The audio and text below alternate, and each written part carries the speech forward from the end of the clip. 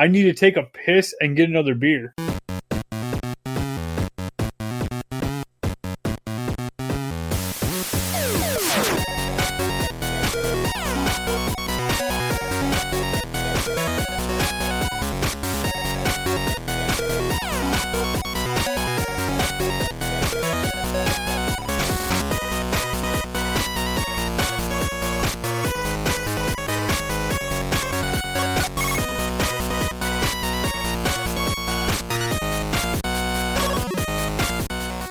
Salutations and welcome to another episode of the G.N.A podcast. Bet you're wondering why Blue Shark sounds so much like Cecil right now. That's because I am Cecil. Dun dun dun! Plot twist. No, Blue Shark couldn't make it tonight. Zyber was out tonight, so I said, you know what? I've spent enough time off the show. I gotta come back, and I actually gotta pull my own weight, because, I've been slacking. So here I am, staring at two absolutely beautiful men, putting stuff to their lips. And I got to tell you, I'm getting a little bit of movement. I'm getting just a little bit of movement down here. Well, getting a lot of movement now. That was unexpected. Damok, how you feeling, guy? Oh, fuck, it's been a while. God damn, it's been a couple weeks at least. So, yeah, I'm feeling a lot better. I'm not dying anymore. It's awesome, man. It's awesome. Death is but a door, time is but a window. You'll be back. And we're joined by Vintage this evening. Vintage, how are you, good sir? Week's been interesting, Cecil. That's about where I will leave it. Oh, yeah. That's definitely a word I would use to describe this week. And I'm Cecil Xavier, your host tonight. Wouldn't say your host with the most because, Blue Shark's not here and he can't even fit into his shirts anymore. So he's definitely the most. But let's kick into something that everybody wants to know. What is everybody drinking? Since I've been so long off the show, I'm going to start. I'm actually drinking an Arnold Palmer. Now, if anybody's sitting there thinking to yourself, I don't even know what an Arnold Palmer is. Well, let me break your heart. It's not actually alcoholic. It's iced tea and lemonade. And I am using ginseng, Arizona. It's ginseng honey diet Arizona tea with just like a third of a cup of lemonade in it. And, yeah, it's nice. It's nice. It's refreshing. I'm hot. That's one of the big reasons why I'm not drinking is because I got home, drove home, mowed the lawn and sold a guitar, sold an amp, came right back here, plowed down some food. And now I'm sitting here and I'm like, I don't have the energy to drink right meow. But I will tell you this. I have got this beautiful, beautiful bottle of scotch in my hand. Single malt scotch. It's Glenkeith Distillery. It's 24-year-old scotch. It was distilled in 1995. And it was put into the cask August 11th. It was pulled out and bottled August 11th, 2019. Pulling up on camera, you guys can't see, but yeah, I am super excited. I looked all over. I could not find this in the United States. So it's another one of those bottles, Damok, that you just can't get here. Yeah, dude, I'm pretty jealous. I might have to come down there and have half a finger of that. I was going to say, I am definitely going to break this out for the good times, because this is my good bottle of scotch. I haven't had a good bottle of scotch in a very, very long time. This is my good bottle. What are you drinking, Vintage? I'm definitely going to have that, too. Oh, yeah. Please tell me how it is. Please tell me how I taste.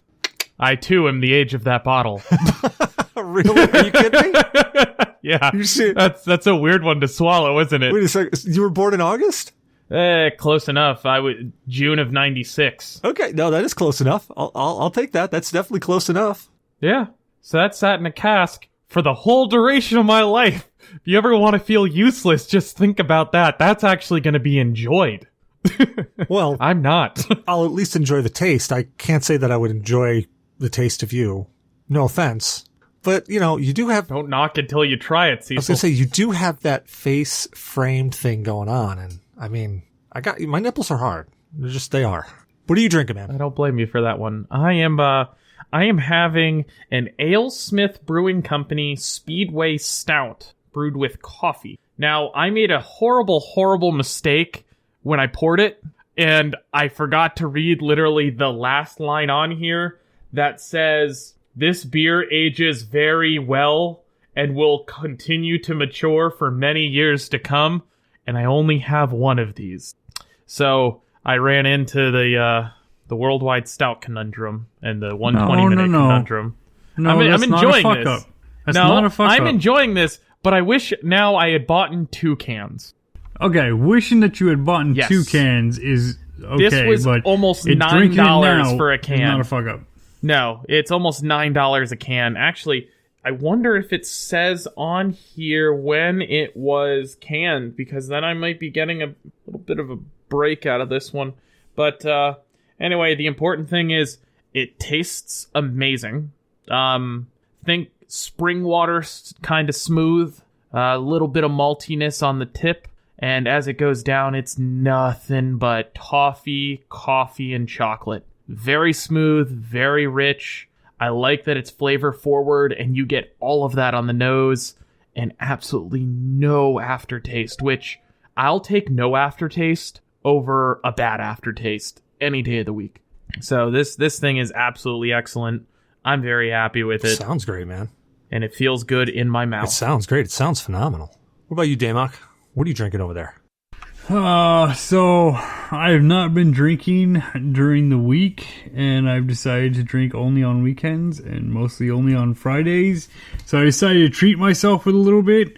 I got a little bottle of Macallan 12, which, Great scotch. it's a good everyday drinker, and as you guys can see, like, I might have drank a little too much already. Been trying That's the Double Oak 12, right? Yes. If I remember correctly? Double yes. cask. Yep. Yep. So my uncle got that for me for my birthday last year, and that bottle did not last the weekend. So good. Yeah, this little bottle right here isn't lasting the night, and it's good. I also bought 2 other little bottles of scotches. I decided to spend the amount of money I would spend on a big bottle on 3 little bottles so I can have some fun. But I'll break those out next week, and we'll talk about those. But, I mean, Macallan 12, if you haven't had it, it's a great everyday sipper if you're drinking scotch. I really, Come on, really tell me enjoy about this. Is it peaty? Does it, you got some notes in there? You got like apricot? What do you got? So, sadly, I decided to drink, not drink, but I ate a whole bunch of that Netflix and chilled ice cream. Oh, you can't taste anything. Yeah, it fucked my taste buds up a little bit because it was peanut butter salty pretzel brownie. Oh, God. And yes, and I was like, wow, I probably should not have cracked open this bottle of decent scotch. But no, I mean, Macallan's not really on the peaty side, it's more on the smooth side overall. It's a good sit down and sip during the week. Not very expensive, not very exquisite, but really good and really smooth tasting scotch for, an everyday drinker. If you're trying to go for something special, then obviously what Cecil got, or the Cooper's Choice that Cecil also got me, would be a really good special event. Yeah, So, Yeah, I like that Macallan 12 a ton. You're 100% right, Damok. That is an easy sipping scotch, which is which is a combination you don't hear very often. That's probably the best bang for buck scotch you can buy that you will enjoy every sip of, and you won't think twice about the price, which is what I like so much about it. And I like that it's ever so slightly smoky without being peaty on the nose. That's one of my favorite parts about it. It's because I love peaty scotches. I've got a bottle of Ardbeg Corvrecken downstairs, which, according to everyone that I've had try it that doesn't like scotch, it smells and tastes like jet fuel. So that's one of my favorite things to go to. And I still love that Macallan because you get a little bit of that hint of, yeah, it's still a peaty scotch at the end of the day, but it's remarkably smooth for having even any peat in it. Very nice. Well, let's kick into State of Games here. State of Games where we talk about games, what games we're playing, or we just pontificate on how we feel games are just in general. So let's reverse that back around. Damok, what is your State of Games there, guy? Well, I fucked up a lot this week. Like, I'm like $400 in the hole. I bought the Warhammer 40K Indominus set. I went through. Yeah, I bought the Indominus set. That's a $200 box. I went and bought more paints and stuff that, cost me another $100. I started looking into airbrushing things that are on their way. I was like, son of a bitch. No, I haven't really played a lot of PC gaming or a lot of mobile gaming, honestly, this week. I've been pretty focused on getting the Necrons taken out of the new Indominus box, put together, primed, and I'm just starting to paint them.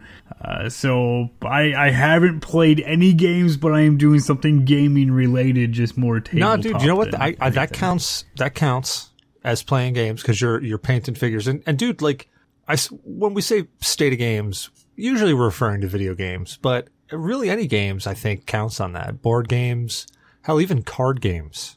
Which when you get to me, I'll be tapping into that. But tapping. Good one. Vintage, what's your state of games there, man? Yeah, speaking of tapping, I decided, I've still yet to decide whether or not this was a good idea or a bad one, to get back into Magic. Terribly good idea. Ooh. I'm having so much fun. I started off by buying one of the Ikoria Commander sets and doing like $10, $15 worth of upgrades to get a couple extra creatures and an enchantment or two in there. So that I've been having a lot of fun with. I bought one of the new Challenger Final Adventure decks, which I've also made some upgrades to, and I have a couple more that arrive next week. I'm going full-fledged into this to the point where I literally sent my buddy who got me to start playing again. I was like, hey, look what I just ordered. And he goes, why did you order 82 cards? Because I'm building another deck and I'm upgrading two other decks. Why do you think? So I'm going full-fledged in, but the best part is if you're smart and you're picking the right cards and you're not trying to hurt yourself a little too much. I mean, I got all 82 cards for $33. So that's a full other set plus upgrades. That's great. My problem when I get into trading card games is that I get more of a rush out of the opening blister packs than I do about beating my opponent. Yeah, like that. There's just that feeling when you crack open that blister pack and you're like, what did I actually get? And then you open it up and you know, out of 3 blister packs, you really get one card you're actually looking for, and the rest of them are just stuff that's going to sit in a box somewhere. And it's hilarious because you know what? I mean, I enjoy playing Magic and I enjoy playing a lot of trading card games, but I really like beating somebody else at it. Okay, if I beat you, I beat you. If I don't, I don't. I like trying to explore and play combos. Yeah, it's a fun game at the end of the day. Yeah, like I've played with people that are super competitive. Like they've got to have every top tier card, every top tier combo that's out there on the internet, and they've got to play them and they've got to crush because they're going to go to a tournament and they're going to win so much money and all this other crap. And it's like, look, dude, I'm here to just hang out and play. If you're going to do that, then I'm going to do that. And then, you know, it's going to be a really crappy time. Yeah. See, I remember opening blister packs of cards way back, and that was so satisfying. Oh, yeah.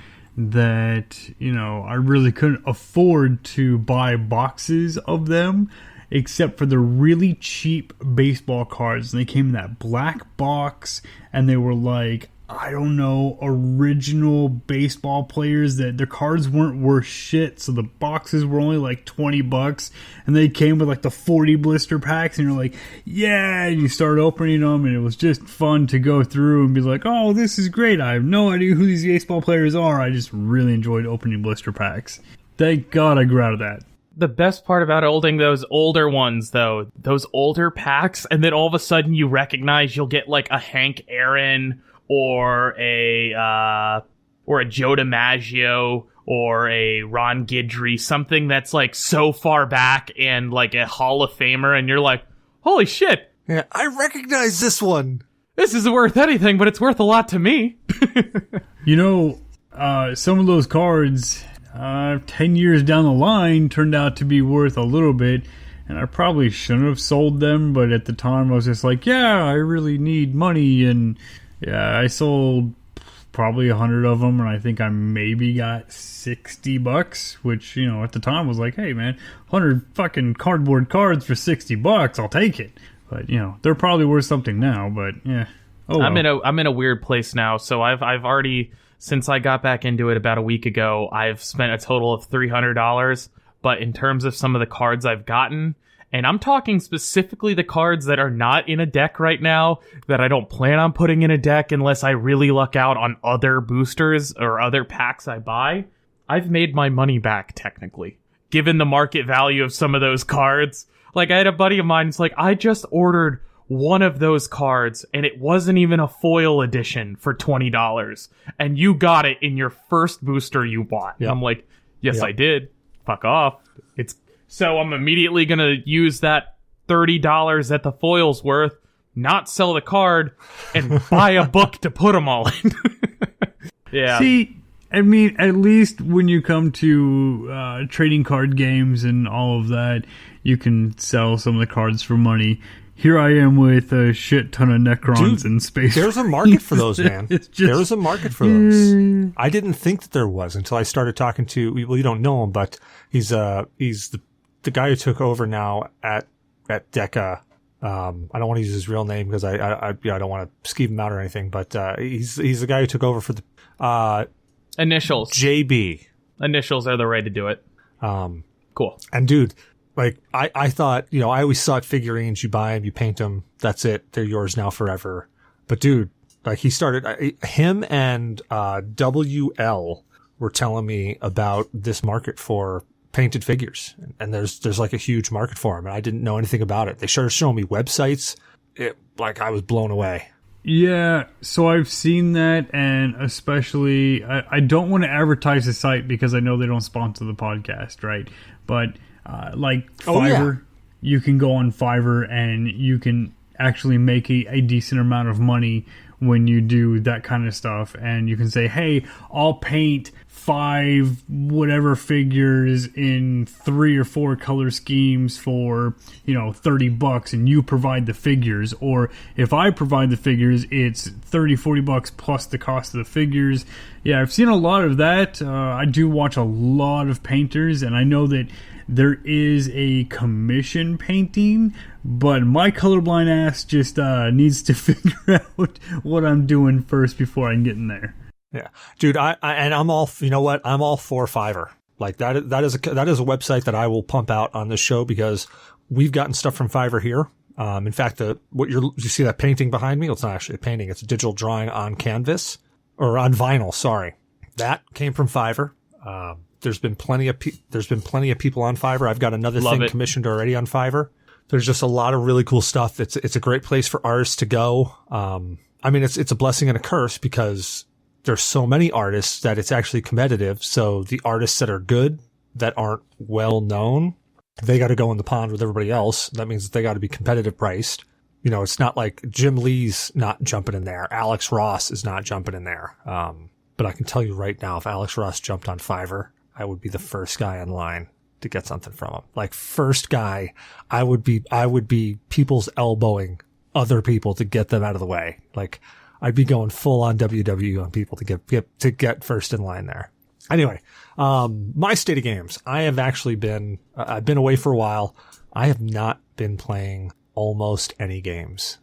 It's a sad state of affairs, at least video games. However, what I have been playing, well, hold on, before I go ahead. What do you got, Vintage? So a few minutes ago, I kind of just like flexed and showed how many extra cards I have that aren't part of any decks. And I just happened to like really quickly go through them and realized there's like 5 cards in there that could have saved me at least $10 on the deck I just purchased. That's the weirdest and worst feeling. And I know that that's not going to be the end of it because I just went through and I was like, yeah, I'm okay with the price of buying all this right now. And then I didn't take the 30 seconds to go through and double check if I even had any of those cards. So yeah, Cecil, I'll let you get back to your state of games. I just wanted to share. Sharing your shame. I wanted everyone to share in my misery. So actually, I haven't been playing almost any video games. I've literally only been in front of a computer for work, whether it be schoolwork or work, and not by choice. I love being in front of computers. I love computers. I can be at a computer for 12 hours a day at work, come home and sit in front of a computer for another 10 hours, crash a couple hours, get up and go to work again and do the same thing. I'm weird that way though. No, but I haven't been afforded the opportunity. So I have been playing some other games. I've been playing some tabletop games. I've been playing, so I played Rummy for the first time in a while. You guys know Rummy. Yeah. Well, don't play Rummy with my wife. Okay. Lex. Yeah, that's what they say about some of my family members too. Don't play Rummy with fucking Aunt Margaret. Dude, I'm telling you, fucked up, man. Don't even try. Me, Bot, and Lex. We were all sitting around a table playing some Rummy because I was like, "Yeah, let's play some cards. Let's play a card game." Like, what do we want to play? My daughter drops up Rummy. Yeah, sure. Let's play some Rummy. My wife is ruthless. I literally fought tooth and nail. And I'm competitive at tabletop games. I am super competitive, especially at cards. My grandmother made me that way. I am fighting tooth and nail. And I'm smack talking at the table. Like, that's how bad it is. I'm like, this next hand is mine. You are not getting it. I'm shutting you down. I'm stuffing you this round. And like, literally, I'm smack talking while she's kicking my butt. While she's crushing me, I'm smack talking. That's how bad it is. Played some Rummy. Actually, we got back into a game of Zombicide, which we haven't played in a while. I really enjoy Zombicide. In fact, they were the first minifigurines that I think I ever painted. Like, other than some stuff I helped somebody up in New York, but actually painted myself. I actually painted about a third of the set of figurines for Zombicide. And you can see I progressively got worse as I painted. There's some pretty bad ones in there. Like, there's some pretty hard ones. That's why when you're like talking about dry brushing and stuff, I'm like, I have to learn that technique because all of my stuff literally looks like it looks like they were in a paintball fight. Okay, let's just say that. It looks like they were in a paintball fight. Dude, dry brushing is the easiest thing. You buy old ass, or not old, but you buy cheap ass makeup brushes. You dip. You take a paper towel, you dry most of it off, and you swipe. Okay, that looks good. Next one, swipe. That's it. Dry brushing is the easiest fucking thing that I've ever done in my goddamn life, and it looks so fucking good when I put it on minis. So correct me if I'm wrong, dry brushing is it's that final little thing where you take a brush that has no paint on it, no water, no nothing, and it's just to add some depth and texture, right? To an extent, right? I don't do it as a final thing. I use it as the main. So I'll do the base coat, right? Or I'll do, the primer spray, the base coat, and then I'll do some dry brushing because I do not like edge highlighting. I'm not going to take a tiny little fucking paintbrush and mark out all the lines to make everything good. I will take a dry brush, I will dip it in paint, I will then go over a paper towel, and I use a circular motion. Some people use an X motion, some people do up and down and all of that. I use a circular motion with the paintbrush, right? And then when I get it there, I just plow it all in that fucking model, and you go from the top down with brush strokes to get that fake lighting effect and all of that. And whatever you're dry brushing, it looks good, and it makes the armor look battle torn a little bit. Like it's got a nice little sheen to it. Well, it depends on what you're dry brushing, right? But you can give it a little something torn along those lines. Like it was worn, but regardless of if it actually saw combat or not, that's not the point here. Is the fact you're trying to show a worn piece of armor. Yes, it's a worn out piece of armor. It gives it the little nicks and gritties, and it looks like it's kind of scratched on in places. Like, oh yeah, they've smashed through a fucking brick wall or two. And hey, it's a cheap way of doing the edge highlights, which I'm not a fan of. And like, if you look at Ko and all of his stuff, he does that. He takes it and he edge highlights everything, and his shit looks immaculate, and I love it. But it's not for me. I just can't do it. Well, that's my state of games. I dry brush really instead. Have not done much. We played some board games, played some card games. I'm really excited about getting back into a couple of games here. I'm just what? Canasta. Yeah. Have you ever played Canasta? Dude, we should. Dude, we should get together and play Canasta. I'll bring some scotch. We'll play some Canasta. That's a game that I can get a little ruthless in. That's a family game. We play Schaefer rules, man. Cecil, I'll play some Magic with you. Oh god, dude, I don't even have any Magic cards left, man. Doesn't matter. Magic the Gathering Arena, Oh, yeah. free. And right now they're doing a color challenge event that they actually have not announced an end date for. Dude, don't they know you Black just have Lives to Matter? play win 4 matches and play a 5th with every deck, and they'll give you like half of the best upgrades for those mono decks, which is actually kind of cool. And then every 5 wins, well, the first after then you get 5 wins online, they give you another deck, and then you can kind of reacclimate yourself. Well, I have got to finish out what I've got on school since I'm at the tail end of my last task. So until I get that done, I won't be playing any video games. But I will keep that in mind so that I can kick into that as soon as I get a chance. And remember, it's all digital, and you don't have to pay for it if you don't want to. You can literally earn booster packs for the current season just by playing. Yeah. Which is great. Yeah, like most free-to-play games now, they give you that incentive, which is cool. But they give you the pay-to-win option where you can just go in there and pay as much as you want, get all the cards. I like it. I actually like that and that's model. the thing. What I like so much about Magic, though, is it's not always pay-to-win. I know I found myself the other day playing against a guy that, just from my personal experience, I knew it looked like he was running a $200+ deck. And the deck I was running was maybe worth like $23 most. But 60-card Magic games are done within 10 minutes on average, and your whole goal is to end quickly with certain decks. So I just happened to get a whole field flooded and win in like 3 moves. So that was so great. All right, look, 10 minutes, that's like 9 minutes and 30 seconds of cuddle time. Just saying. Oh, yeah. No, you know you're going to lose a Magic game 9 times out of 10 if you don't draw the card you need within the first 2 turns. That's what makes 60 card interesting and also completely unforgiving. Because I know with all the decks I like to play, if in the first 2 draws I don't get one of 3 cards, I'm playing catch up for the rest of the game, and I'm probably going to lose. That's why I actually started playing Commander. My friends got me into playing that new variation of it, which is 100 card. You have a card that is your commander that has special abilities to play and doesn't actually go to the graveyard or exile when it dies. It can be replayed, which is kind of cool. But what makes it unique is outside of basic lands, you cannot have any duplicate cards in the whole 100 card stack. So it doesn't matter what your first 10 hands give you. You're probably going to end up going 20 or 30 draws in a game like that because you start with double the health and no idea what you're going to be drawing, because it's not like there's a 1 in 12 chance that you draw one of the 4 creatures you're looking for. No, it's 1 in 100 you're drawing the exact one you want at the exact time, which is kind of fun.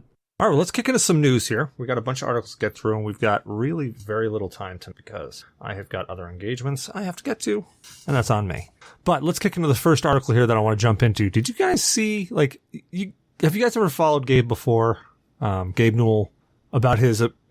Lord Gabe? Yeah, about his opinions on Xbox. Like, this dude, from all I can remember, he does not like Microsoft. No, he's a former Microsoft employee, and he was not a fan of Microsoft at all whatsoever. Yeah, did you read what he said? Absolutely, I'm the one that posted the article, I believe. You may have, actually.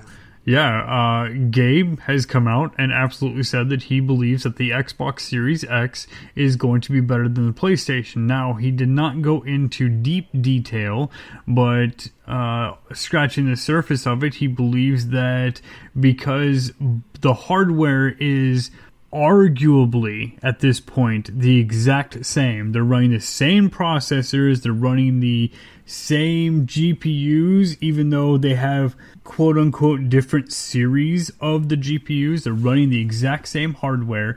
He believes that Xbox has it because they are going to bring more than just gaming, and they're going to bring home theater, where home theater is really getting very, very big, especially with all the streaming services out there. So he believes that Xbox Series X is going to be better than PlayStation 5. Now, that is an arguable point across the board, because as we sit here and talk about being gamers, I know, Cecil, you're a big PlayStation gamer because you play some of those exclusive games. Me personally, I'm not a console gamer, but I am hardcore leaning into buying a new Xbox because it meets what I want it to do, and I don't care about the exclusive games. I agree with you, Damok. At the end of the day, I think one of the most important things with the Xbox Series X is Microsoft is doubling down on the fact that this system is your last thing you need to buy to complete your home theater system, where last year it was kind of up in the air. They threw a 4K Blu-ray drive in it, and everybody was initially on the fence about having a system that's supposed to do your streaming, your gaming, your Blu-ray watching. And I think now with the environment we find ourselves in, less is definitely more. And the last thing I'll say before I pass this on over is to play devil's advocate for just 1 second. Is it possible that Gabe is saying Series X is going to be better because Tim Sweeney came out swinging saying the PlayStation 5 was the greatest next generation system, period? Just the thought. Now, I want to point out, only because I've been a console player for a while, so I've followed consoles for a very long time. It's really funny that Microsoft is toting that now, because back when PlayStation 3 came out, that's what Sony toted, was that this is going to be the multimedia device. This is going to be the end all for your entertainment center. And then when it came to the next generation, Xbox just said, yeah, we're just giving you like games and stuff, dude. Just play. And they won out. They did really well. The next generation came out, and PlayStation and Sony just said, dude, all right, we're giving you games. It does a bunch of other stuff too, but we're giving you games. And everybody's like, oh my God, they're giving us games. And Xbox is like, we're going to try to do some stuff. But here, just PlayStation, you just go, you're doing well. You do your thing. And now I find it funny that 2 generations ago, compared to what's coming out, 2 generations, that's what Sony was doing. And they got hammered like so hard. And I really think that now, I think Sony was just so far ahead of themselves. They saw the writing on the wall, and they just didn't have a way of communicating it correctly. They also didn't have the technology at the time. The apps and stuff weren't there, but I think they saw the writing on the wall. I think Vintage, he had his hand up first, so. Yeah, I'll make this quick. I think the big problem with the PS3 was it was wrong place, wrong time. The PS3 was a tremendous system with amazing exclusives, and at that point, it was starting to rival, barely starting to rival Xbox Live in terms of its online platform. But now you see Sony as a whole. They've got, in terms of bang for buck for quality, they've got some of the best TVs you can buy. They obviously want to then pair it with a PlayStation 4 and now a PlayStation 5. And then they want to pair it with a 4K Blu-ray player, which is so much better in terms of its quality and audio output ability than any standalone console where that's a secondary feature could ever be. And that's the thing. When PS3 came out, Blu-ray players weren't crazy expensive. You're talking maybe $50, $60. Now, 4K players are $120+ on average. So Xbox kind of found a great little way to jump in and say, hey, we got a 4K Blu-ray player in addition to our game system. I mean, you're right in the terms of Sony came out with a PlayStation 3 and said it's going to be the all-in-one, be-all, end-all entertainment system, and it was too early for its time. Look at the Dreamcast. The Dreamcast was by far the best fucking system that you could buy. Favorite console ever. But too early for its time. People did not adopt it. PlayStation then tried again. They didn't adopt it. Now, what are we looking at? I mean, okay, we had the rise of Netflix. Cool. But now, how many streaming services do we have? Xbox going after the streaming service as well as the gaming service. And let's not forget that Microsoft bought 30 different game developers over the last 5 years. Straight bought them. They are owned by Microsoft now, and we haven't seen anything from those big developers yet, and they may be pushing out some very good exclusives. Now, PlayStation is going to be good because it has some really good exclusives to itself, and that's going to be fantastic if you can get over the looks of it. And the looks, I'm sorry, I won't go into it, but yeah. I agree with you completely. It's a wireless router from about 8 years ago. The only point I was trying to make was that, and you're absolutely right, Dreamcast was the superior system, but Sega did a lot of things wrong with the Dreamcast. More than just them being too far ahead. They had some things wrong there. But just the point I was trying to make. Can we take a second and point out the fact the wire for the controller came out the bottom? That seems like such a simple mistake. Why did they make it?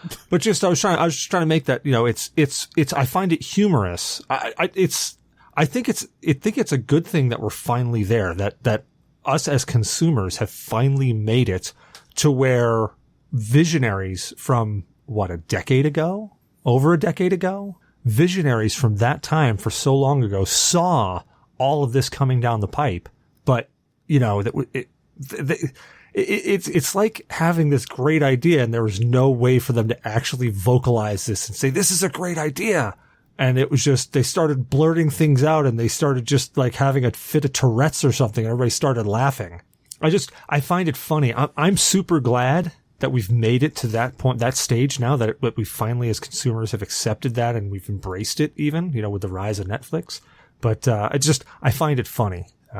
And to be honest, even though I'm a PlayStation, I've played Sony forever. I'm really interested in the new Xbox, not because of its looks.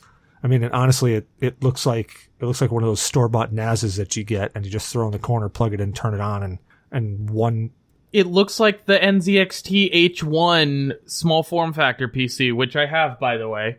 It literally is this almost identical dimensions. And that thing is meant to be like a beautiful little centerpiece, whether you put it on its side or vertical to like stand out. That's the whole point of it. What I mean is that it looks like one of those things that you throw in the corner, turn on, and you forget it's there. And 5 years later, you can start digging through and you're like, what the hell is this? You unplug it and somebody in the front room screams, I'm not watching my show anymore. And you go, oh, that's where I've been putting all that. Those are those people that used to have TiVo, man.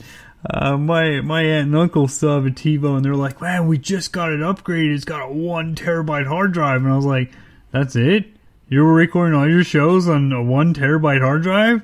Oh, fuck, man, I got like 6 terabytes, and that's not enough. I need to get like 9 more of those damn things. Have you not heard of the cloud? Have you not heard of the clap? I mean, isn't that what most DVR services now is? They effectively have like a storage limit, but that's literally just in terms of like what a box could effectively do with the RAM it has. But in reality, it's effectively infinite. Now, when it comes to TiVo, there is a big difference. Apparently, I was talking to my uncle about it, and he had a lot to say. And as far as the cloud stuff goes, the cloud downgrades everything by AI scaling downgrade. And then you have very limited space, and it's very, very expensive to upgrade your space on a TiVo or on the digital one, where it is you can buy a 2 terabyte hard drive for less than $50 right now. A 6 terabyte hard drive is under $100 right now. So yeah, you can upgrade your TiVo and hold more on it. It is what it is. I don't know. It is what it is, I guess. I mean, it's also technically DRM free, if you can even say that, because you can basically take it, delete the commercials in there. You've got your full episode of a TV show. You don't have to pay for it on iTunes. All right, next article, since we took a hard left there at that conversation. Next article, and this one I don't really know how much we'll actually talk about the article and really just bitch about the game, but Star Citizen. See, I think I posted this one as well, and I'm not going to actually bitch about the game because if you know me, you know that I don't think Star Citizen's an actual game. I don't think Squadron 42 is a game. I don't fucking care because they're never going to be released.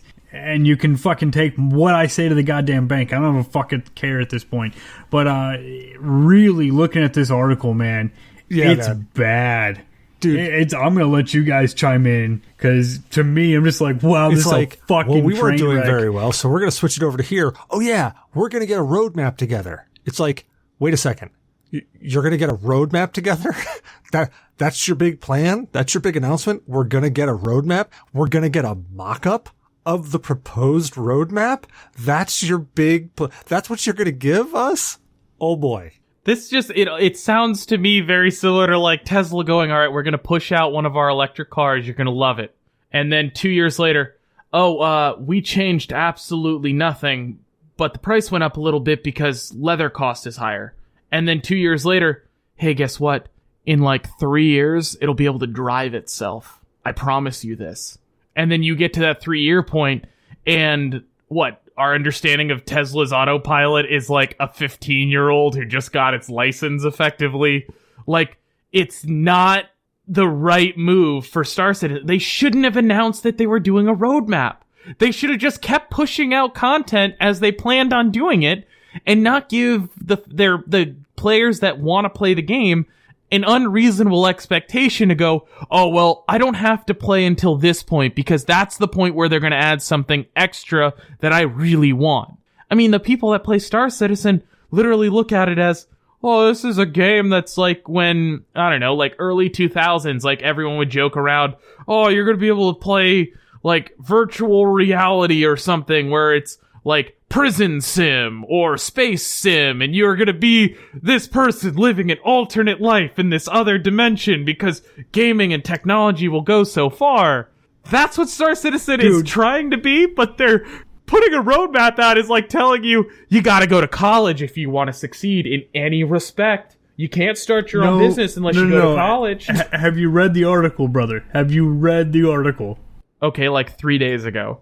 Okay, so it's not even what you're saying it is. They're not even, and I will quote it right here, while it's not quite ready, it's currently top priority on the web team's current project. In the immediate future, we plan to deliver the following communications. Yes, Number I missed one, that. Yes. Give an example of the goals of our new roadmap and what to expect from it. Number 2, show a rough mock-up of the proposed new roadmap. Step number 3, share a work-in-progress version of the roadmap for at least one of our core teams. Step 4, and then finally, transition to a new roadmap. These dudes have no idea what the fuck they are doing. They don't have any plans to communicate anything. And then the best part is, if you pay attention to this article, right, the big thing is, oh yeah, they're talking about it. This stuff was proposed 2 years ago, and I forgot everybody about that. Bought into it, and not a single thing has manifest from one of their 4 steps Simply yet. amazing. That's like saying you're going to go through the 12-step program to quit alcohol. But step 1 is actually consider whether or not you need to quit alcohol. Step 2, contemplate whether that's a good decision. Step 3, look at the practicality of quitting drinking. Step 4, I guess I can quit. It's messed up. It's real messed up. All right, we're going to skip forward to another one here, which kind of goes in line with G.N.A. and actually G.N.A. Misadventure League. I know, Damok, that you really wanted to talk about this one. Really desperately wanted to talk about this one. Which one is this one? I know it's going to be a D&D thing, but I closed one of the articles because I was upset. Yeah, it's not the one you closed. I'm just joking. Nah. This one's actually about Dungeons and Dragons launching an adventure game, an Adventure Begins board game. Did you guys actually, this is one of the articles I actually read because I like Dungeons and Dragons. I read it too. I'm extremely excited for this. When you guys feel comfortable, I want to come down with just a shit ton of booze, liquor, great beer, and just spend an entire 2 days trying to play through as many of these campaigns as this we game can. is literally designed as it's kind of like what Co was desperately looking for probably a month or so now back, where he just wanted to play. Just wanted to play D&D. That's all he wanted to do. He just wanted to play. This board game looks to be that I just want to play. It's the equivalent of Dungeon Crawl. Right. So I did read the article, and I'm having a hard time connecting some of the dots here. It seems, yeah, sure, it's here, let's play, but you can get the starter kit that comes with pre-made characters, blank character sheets, pre-made dungeons, and all of that for the same price already. So what's making the Dungeons & Dragon Adventure Begins? I got it. 4 minifigures, 4 bosses, 4 20-sided die, 10-sided DM die. It's got a whole reference of what it is, but what is truly making this different off of the already, you can straight jump into 5th edition D&D from a $20 box set and go forward, and you can straight play, and like you were mentioning, Cecil, because it's something that I truly like as well as Co. I like a dungeon crawl. I want to get in. I want to just fucking mop some shit up. I want to get my rewards at the end and move forward. Let me answer your question. So the big difference between this is that this is literally designed around, instead of it being one person being the DM and everybody else playing, this is designed around passing the DM around the table so everybody has a chance to be the DM as well. So it's a dungeon crawl, but it's not your typical D&D game where one person has got all the stress and onus of being the game master. You actually pass it around. I'm hoping this is the article that I read, and that's what this is about, but you pass it around, and you have the choice of who your ending boss is going to be. So you've got multiple different ways that you can play it, multiple different times or multiple different hows you can play it. So you get to the end, and it's not just simply, oh, I'm fighting the same boss over again. It looks really interesting. It looks like a really easy and quick way. The setup on it looks really quick and light. You don't have to have a lot of Dungeons and Dragons knowledge. They take all the lore and stuff and they really throw it aside so that, like with the starter set, you still got to kind of have a little bit of D&D knowledge. Like you have to read the book and know what's going on in the background and kind of get started. But with this, it's literally just take all of that top, all that high level stuff, the political, the why am I doing this? And you just literally take it out, and it's just like, there's no, you have to go to the town. It takes a lot of the role playing out of it. And it's the wake me up when you want to roll dice. So one of the cool things I actually really liked about this is, first of all, like, I'm very similar to Damok. I love the dungeon crawl aspect. Like, it's fun to role play when you've got a core group together that meets consistently. But at the end of the day, if you don't have that, being able to just jump in and jump out on a dungeon crawl is awesome. And I wanted to add, I've been browsing through some subreddits and I've been browsing through some forums. People are already trying to integrate this game, even though it's not even out yet. Yeah. Into a full D&D experience, where this is effectively your dungeon crawl, so that, hey guys, I know you're only available one weekend of the month. We've been doing this full campaign. When you come for this single one, it's a dungeon crawl and we prepared for it, and it's more simplified. So if you want to try a new character this time, you can, which is super cool. So I'm a little confused, and I'm really honestly interested. You said that the DM quote unquote bounces around a little bit and everything, and it's not just a single person in charge. But I'm reading through, so the box set is Gloomhaven, and specifically this article is doing Gloomhaven Jaws of the Lion, which is like an expansion pack, but you have pre-made characters, you have preset everything. It is a straight dungeon crawl. It's a pre-made campaign, and I'm all for it, man. When the fuck are we going to play this game as a one-off for the D&D games that we're doing? Shit. Let's play already. Yeah. So right here, I'm going to quote right from here. Adventure Begin players will also get a taste of what it's like to be a dungeon master, with the role passing from player to player with each turn. 2 to 4 players. Basically, the game seems like a dungeon crawler with simplified rules. That's what it is. I'm really excited about it because it's kind of one of those things of getting D&D to the masses, getting the fun parts, the really fun parts of D&D to the masses, and then allowing it to kind of grow into that, there's other stuff too. Yeah, and I've been talking to friends about this who are really interested in getting into this. And one of the things we kind of talked about as a possibility is this could effectively be, an off weekend or an off day that we get together for a session. We do this instead. And it still fits into our primary lore that we're already working on with our main campaign. But it's like, these are dungeon crawlers for hire effectively, where each character pays their character to go do this so it fits in the lore so that they can have a break without it impacting their regular campaign, which I think is really cool. And that's an easy way where you don't have to touch a single rule of this board game and get all the experience for a more relaxed session. Yeah.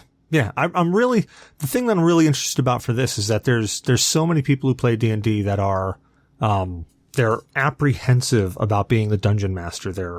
They look at it like, oh no, I can't be a dungeon master. I can't do all of that. And I think this is a great way of integrating that in and getting people more comfortable with dungeon mastering versus always just constantly looking for, oh, I'm a player. I'm always going to be a player. And it allows other people, and even in your own group, if you've got a group that's getting together, passing it off and saying, okay, well, you're going to be dungeon master this week, and letting them tell their own story and letting them kind of steer it and guide it. It's an interesting concept. And I think it really is I hope it's only going to expand on people's horizons on how they function in D&D and use it. Yeah, I hope at the end of the day, if you aren't comfortable being the dungeon master and it passes the turn to you in this, that even if you just I don't know really what I want to add, but ginormous dragon appears. Like, that's awesome. Like, and it provides an atmosphere where you don't have to put like days or weeks of effort into building a full campaign for your group to play. You can do it, I think, for a quick little 5 minutes. And everyone, I think, can do that. I think this is more tying around the dungeon master part of all the number crunching and stuff that you have to do to calculate it. Because since this is solely focused on the slight movements and a lot of the dice rolling for combat, I think that's where this is really going to target in on. And those people who are really apprehensive about, oh, I can't handle all the numbers, I can't handle that type of pressure, I think this is going to be one of those kind of openers where they can really explore that without too much pressure. All right.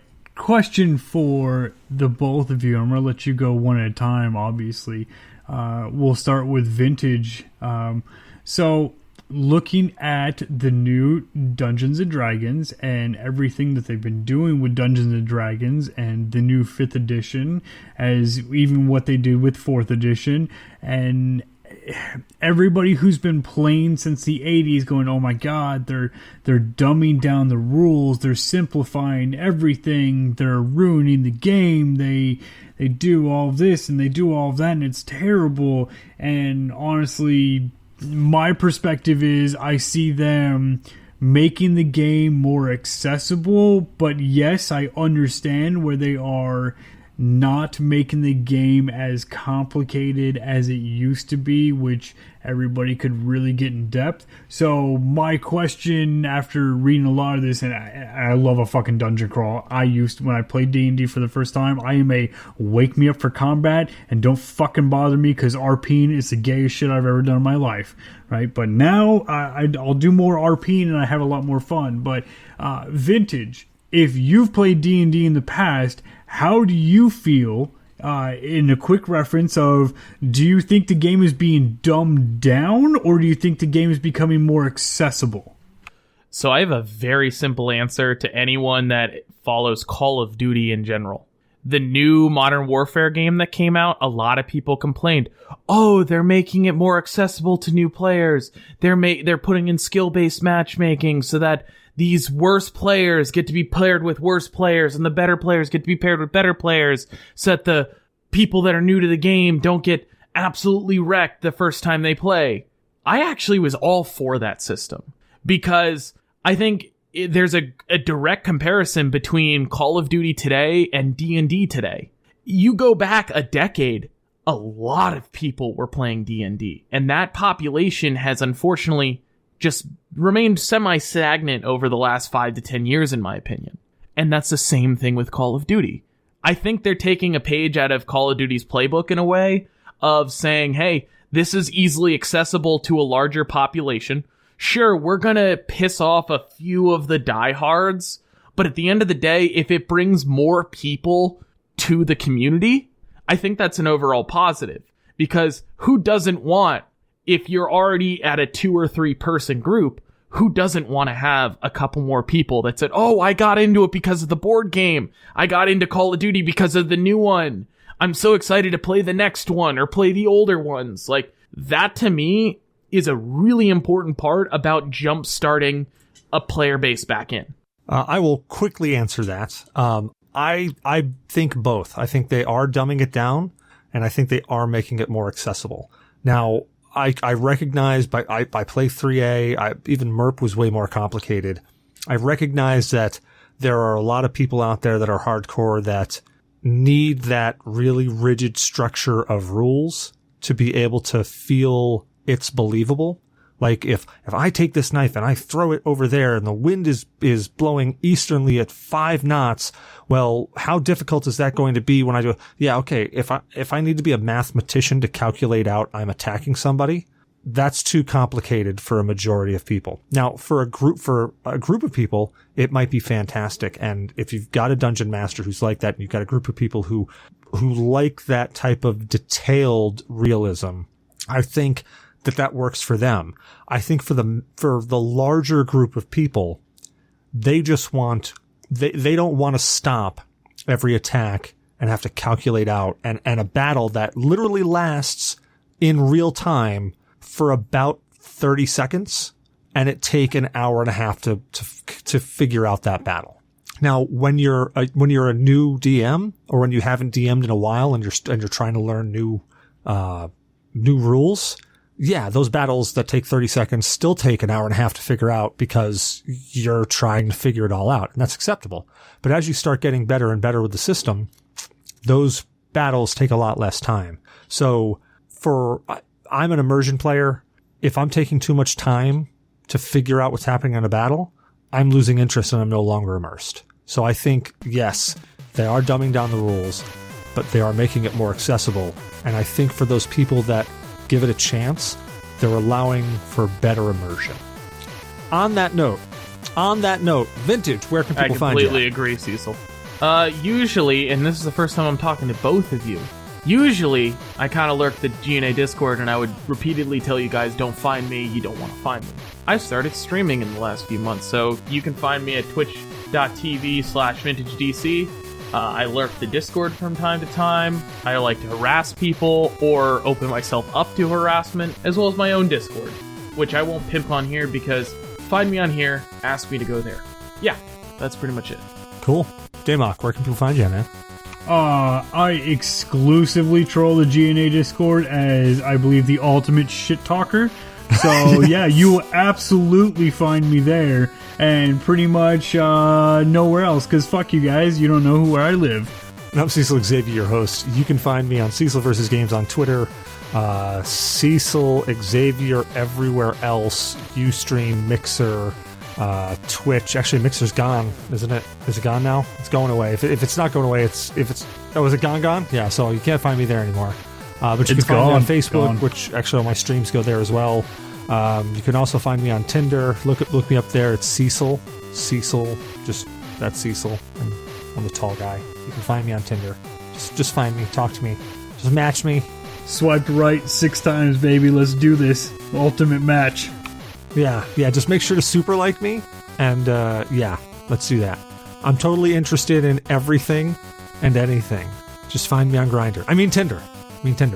But then we've got a website at www.onlyfans.com/DamokSucks, baby. You look at my nudes, you're gonna love my videos. Get it in there. $16 a month, but I'll show you everything.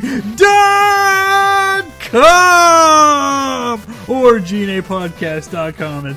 Don't try to go to my OnlyFans site unless you really want to see Cecil's cock. And it's just a big piece of meat with a nail through it. That's all you get. That's a really good redirect, Damok. I love it. Thank you for joining me tonight, guys. Have a great night. Oh man, thank you for having me. You beautiful bastard. I'll see you soon. It's a great show. Love you guys.